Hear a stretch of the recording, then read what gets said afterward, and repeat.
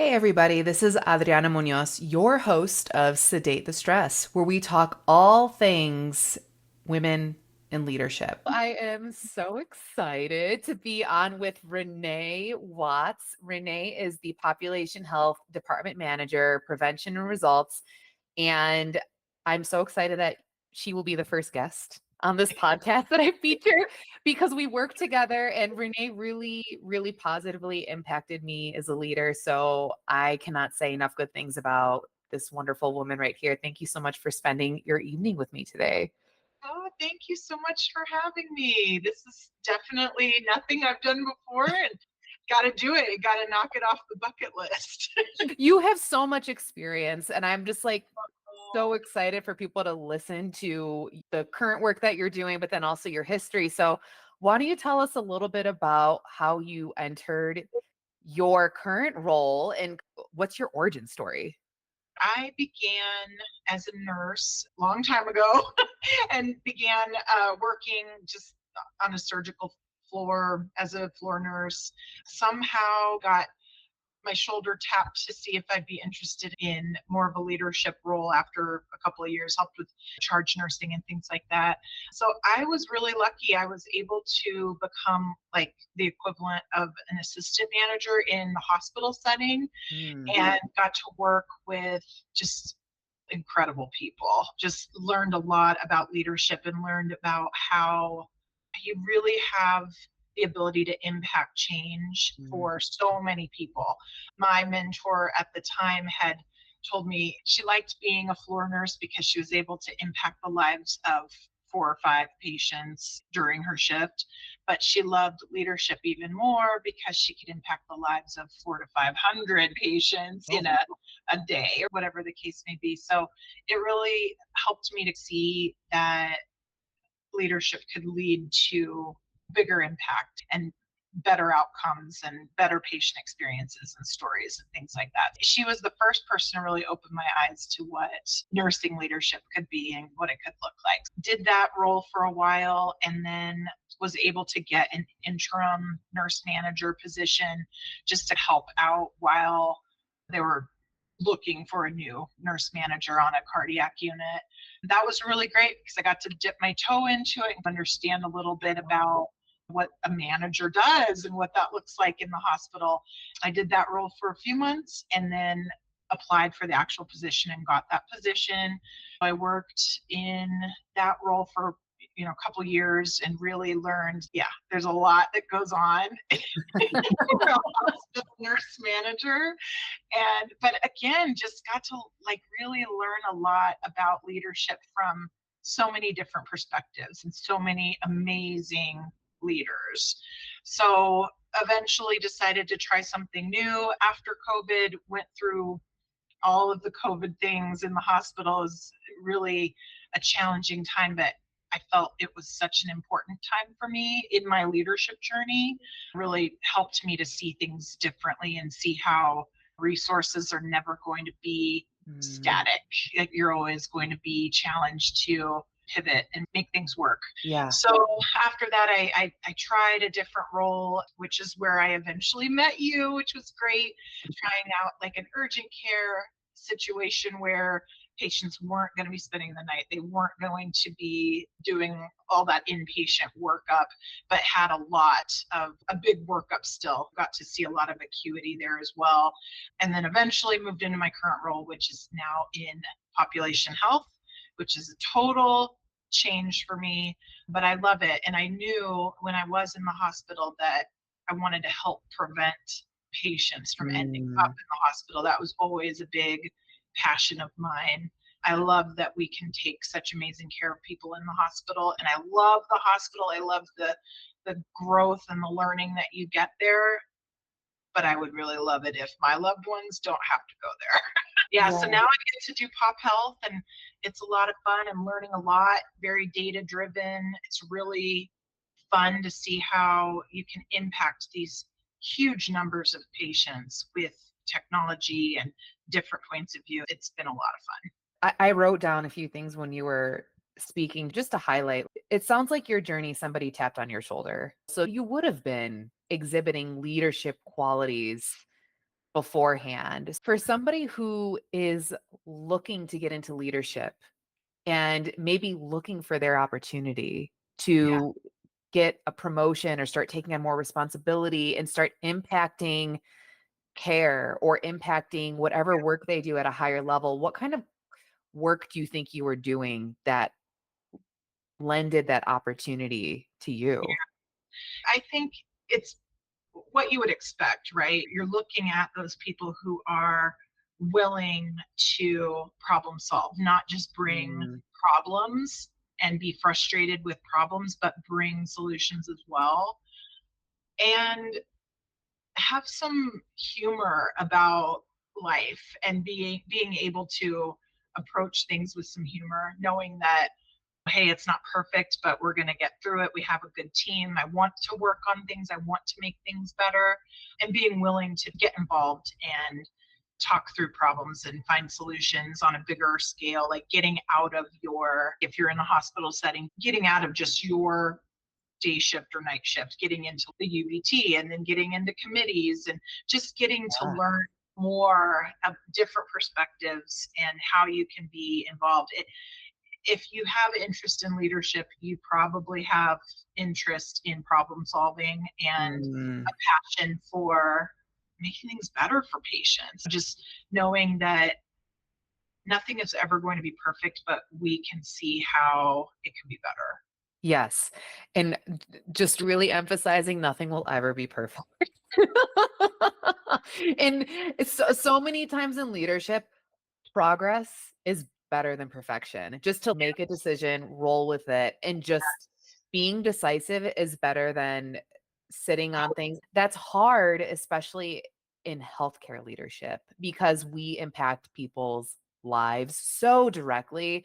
Thank you for calling that out. I am a recovering perfectionist. I always wanted things to be perfect. And I don't know if you can share this feeling where I wouldn't do anything if it wasn't going to be great. And that is just not real life. That is fake life. I was living in my fake bubble with a lot of big stress.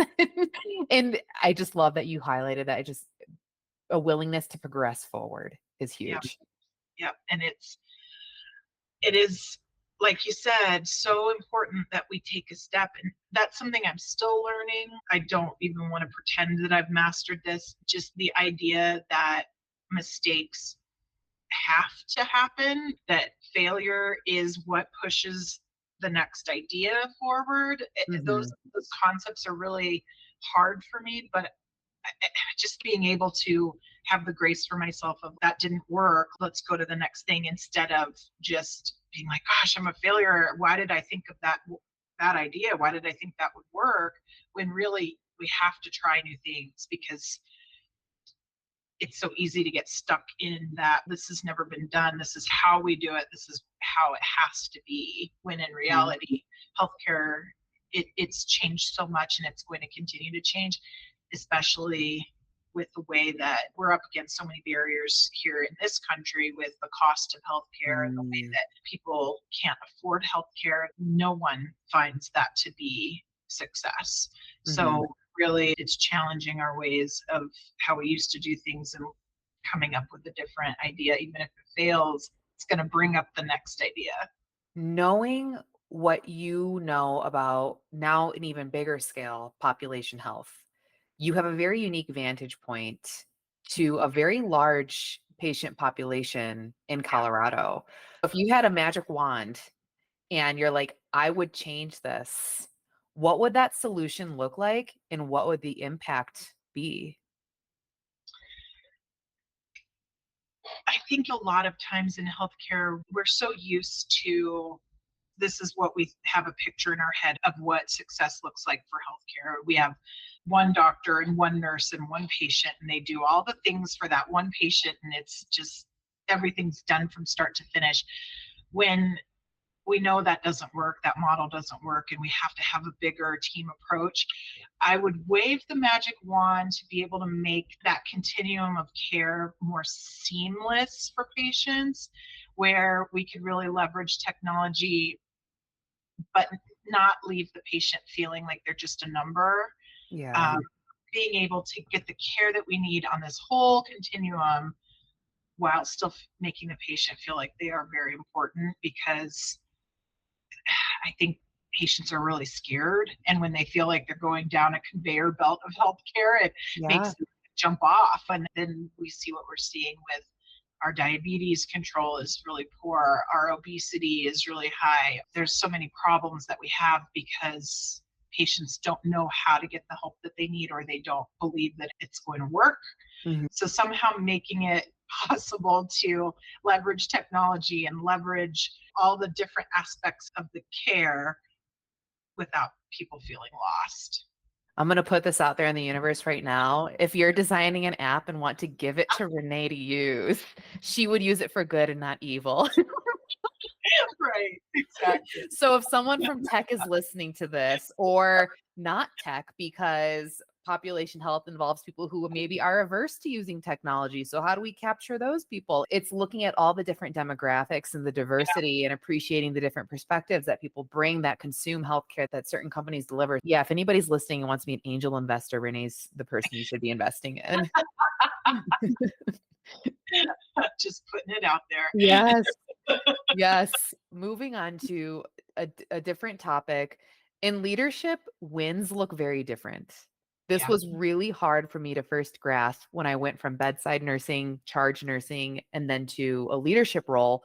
The yeah, wins I noticed take a lot longer, and they're oftentimes it's a lot more effort. So for instance, implementing a process change or getting the slightest movement in metrics or changing beliefs people have about certain systems, it takes a lot of intentional effort and a yeah, lot of work to move the needle.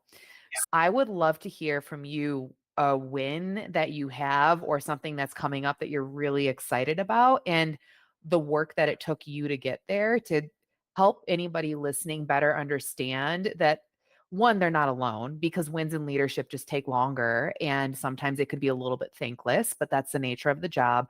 But then also what a win could look like and how to celebrate that. I think a recent win I would say is, for me personally, I'm not super techy when we're talking about building reports or building whatever exclusion criteria for a report. I can get lost very quickly. But as I've learned in population health, it's all based on a report. How are we going to use technology to help us reach this many people? How do we run a report for that? How do we build a dashboard for that? All of those pieces. So when I first started here, the team needed to transition from one platform to another. And I just had those thoughts in my head of, gosh, I'm going to mess this up so bad for them, because I'm Mm. not an expert at this. I'm not an IT expert. I'm going to end up making this really badly. And, kind of went down that rabbit hole of like, what am I doing? But eventually, I think at first the team were very nervous just with the transition. They felt like this technology upgrade was going to take their jobs, it was going to leave Mm. them without a role. Had a lot of fears and anxiety around that. And initially were very trustful of me.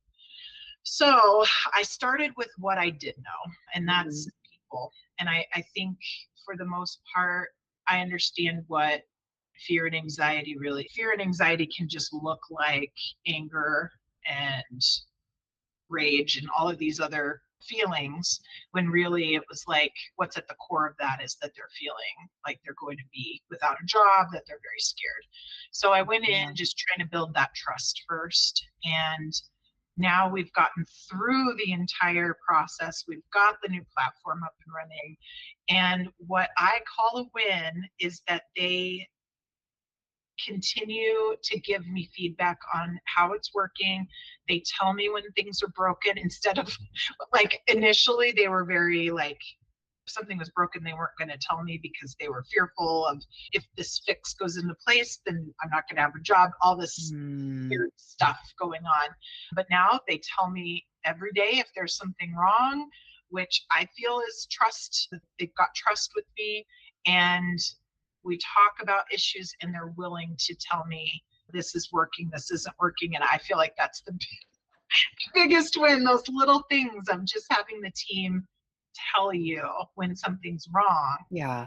feels like a really big win from where I first started with them. So I think that's my most recent win. That's a beautiful story. They're willing to complain to me, which is great. That is such a good indicator of a healthy team if they Yeah. bring problems to you Yes. and brownie points if they're willing to help you come up with a solution for it too. That is the hallmark of an engaged team. And I love, love, love, love what you said about I was nervous, but I started with what I did know. Yeah. Yeah. I think leadership, one of the first big aha moments I had a boss a long time ago who told me you don't have to lead a team work 100%. Like that's not a prereq of being a leader, that you understand Mm, everything that they do. In my head, though, I could only lead a team if I'd been a nurse in that type of nursing before, or if I yeah, knew that type of process or program before. And she told me that's absolutely not correct. You just have to go with what you do know and build from there. And it's like, you're right. It did work because I don't know how to be an analyst, but I do know how to talk about fear and anxiety with teams when they're going through change. that's really great advice. And just because a lot of people that I work with as a coach, they are technical experts. Yeah. And it's very hard for them to separate that thought of, oh my gosh, I went to school for the past 6, 10, 12 years. And now stepping into a leadership, which is a lot of unknown, a lot of gray. Yep. And it's a lot of times those skills don't always translate. So Mhm. starting with the skills of I know how to talk to people, I know how to recognize fear and anxiety, that just sets you up for so much success because those are skills that are harder to teach, I'd argue, those people skills. So I wrote that down and this is something I'm going to highlight as well. Go with what you do know and build from there. That's just good advice for anybody listening. And then just a good mantra too. I'm not going to get caught in the weeds. There's going to be some bumps and bruises. I'm going to step in it a few times, but we're going to figure it out. Yeah. Yep. And that's why you do have so many different members of a team, because Yes. you're not going to have every answer. And I think that was a big learning curve for me when I first started in leadership. I felt like in order to be a good or a successful leader, I had to be the person who knew everything. And it's just not true. It just led me to feel very overwhelmed and burned out Yeah. because I'm not an analyst. I'm not a finance person. I'm not, but I have them on my team. I can reach out and learn about something that I need to learn about. Yeah. So, yeah, Oh my gosh. And this is a perfect segue into one of the last topics I do want to talk about, which is boundaries. yeah, And as a new leader, I will be the first person to say this. I had no boundaries. As a yeah, charge nurse, I was always staying late. I was always picking up patients. I should not have been doing either of those things. And sometimes it's unavoidable, but I would always like volunteer myself to yeah, go the extra mile. And it just made me so prone to burnout. I was always missing deadlines because I just didn't know what else to do. I didn't know how to set boundaries. I don't even think I knew the word boundaries when I first entered leadership. I just knew I felt really tired. I knew that I was irritable. I knew that I wasn't getting work done around the house, like in my personal life. I didn't recognize them as boundaries. And for you to recognize, I don't have to know all that. That's a really good internal self talk and a healthy boundary with yourself instead of saying, I need to become the expert in everything right now. I need to be the tech analyst. I need to do this. I need to go back for a doctorate degree or I'm going to go to jail. Like you have this really advanced level of self talk. it's only after hearing that for so many years, like, Yeah. why don't I have a degree in finance and a degree? And yeah, no, you can't. And all you can do is just, you want to improve. Like, it's always an opportunity to learn something new. And I think great leaders challenge themselves to learn, to be on that continuous journey of learning and growth. But Mhm. I don't have to be an expert. And that was a really powerful lesson for me, just cutting myself some slack. Yes, Yeah. I don't know, I don't understand how to program this or how to do that, but I have that resource on the team. And with same thing with boundaries. If I think it was a really long time before I learned that my job as a leader is very important. And I kept pushing off those leadership tasks because I was confronted with the fire right now. But if I Mm, always addressed the fire right now, I would never get to the other things that would help to prevent the fire in the first place. mm, So I think one of the common joke about especially nurse leaders is that we're in the office with the door shut on meetings all day, filing our nails or whatever. But it's so I felt like I had to be the exact opposite of that, like never sitting down, never like answering call lights when I was in the hospital and attending a meeting and doing this huddle and doing this thing and talking to the staff and doing everything, but I mhm. wasn't able to really do it well. And then when it did come time to articulate how we needed more staff, I didn't have the information that I needed to back that up because I never had the Yeah. time to really look at where does our matrix fall short? Where are we hitting this barrier over and over? I can't see it Mm. because I'm answering the call lights and doing all of those things. So that stuff about leadership is, I think, for me, the hardest part, realizing that our work is so important and there's always going to be that give and take where sometimes you do have to step outside of your role to help with other things, but ultimately it's not helpful if you're doing that every day. Yes, and I have a similar story where I was and this was a very pivotal moment for me because I saw this happening and I like looked down at the situation from this pair of very judgmental eyes, and this was my Yeah, inner dialogue being like, "You need to stop doing everything," because I couldn't be everything to everyone. Then I remember one day in the ER, I had this role called flow. And it was a 60-bed ER where I was completely in charge of rooming patients. And that was my job. When ambulances would call, I would take the call and I would determine if they were emergent, non-emergent. I'd work very closely with charge and I would delegate work to nurses by putting patients in certain areas. And I remember there's this one nurse that had a terrible day and they had the only open room and we had a critical patient coming. And I was like, I didn't want to make this person upset. yeah, So I went and did a full workup on this patient so this nurse wouldn't get upset with me, but I was neglecting the work that I needed to be doing. And I told the charge nurse, and the charge nurse, I was like, hey, I'll be in this room. They're like, why? That's not your patient. And this nurse was so forward with me. And they're like, you can't do that. You need to stop. No yeah, room for negotiation. And it was just such a big learning in that moment, in that role. And I wish that I would have let that same mentality translate into other things because right. that's the lesson that the universe keeps pushing on me over and over.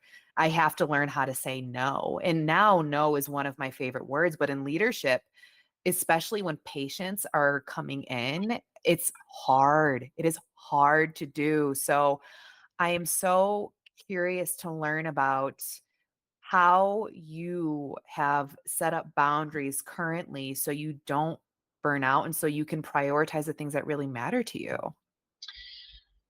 I think it's always a challenge. I always have that voice that's, gosh, are you doing enough? Is this enough?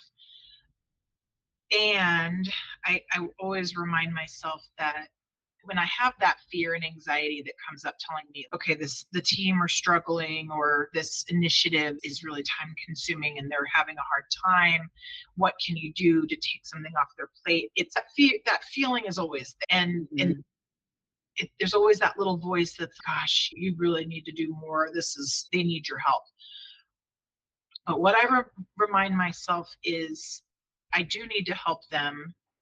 And the best way to do that is to get their perspective, get their feedback, have those really important conversations, and get their ideas for how we can do things better.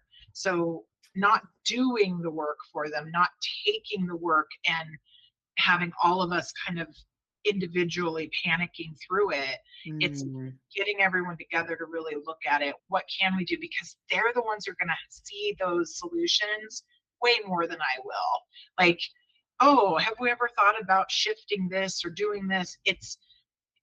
it's those moments that if I'm just like putting a band-aid on the situation, we're not going to have those. And we're Yeah. not going to be able to move forward beyond that little fire. I don't know if this resonates for you, but I've always seen leaders who are able to really remain really calm in those really high pressure environments. And then on the flip side, like the leaders that are running around like a chicken with their head cut off, and they're always late to meetings, they're always lost, they can't find their notes, and they're always, it's like how the team are going to process through the problem. It starts with me. So if I'm going to Mm. show up as the lady who's crazy and she didn't plan for huddle, and because she's been doing work alongside them, but now nothing's prepped and no one knows what's going on and everyone's angry with each other. I see it more for what it is, of like the bigger picture, the long game. How do we organize our thoughts and really put effort in the places that are going to get us a return on our investment, instead of just, there's always going to be fires, there's always going to be things, but how do we be intentional? That is such a great perspective. And just pivoting to the very last thing here, for anybody listening, what words of wisdom do you have for people that are looking to enter a leadership role? And do you have any resources that you would like to share with them that have helped you as you've advanced your career as a leader? I think the words of wisdom, it's probably going to be different for everyone. I think for women in leadership, it's common for us to second guess what we're thinking or what we see as the right path. It's really common for us to assume that someone else has the answer and that we need to check with 700 people before we make a decision.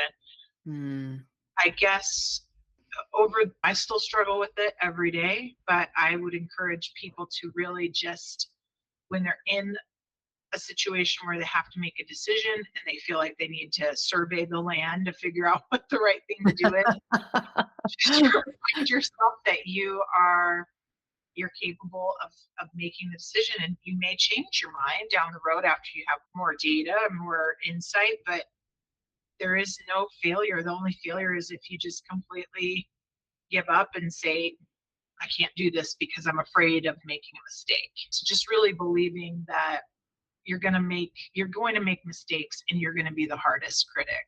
It's just the way we figure things out.